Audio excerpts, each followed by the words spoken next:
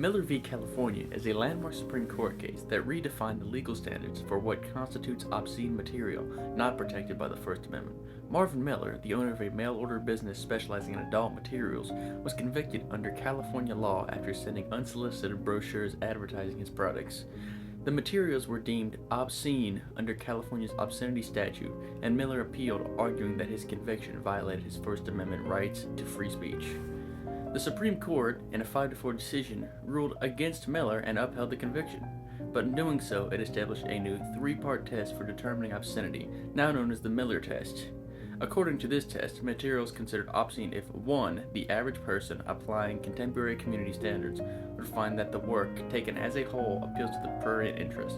2. The work depicts or describes sexual conduct in a patently offensive way as defined by state law. And 3. The work, taken as a whole, lacks serious literary, artistic, political, and scientific value. This ruling shifted the standard from a national to a local community perspective. The decision in Miller v. California gave states greater leeway to regulate obscene material, narrowing the scope of the First Amendment protections for sexually explicit content. It also created ongoing debate about how communities should define obscenity and the potential chilling effects on free expression. The Miller decision remains the controlling precedent in obscenity law and has significantly shaped the legal boundaries between free speech and censorship in the United States.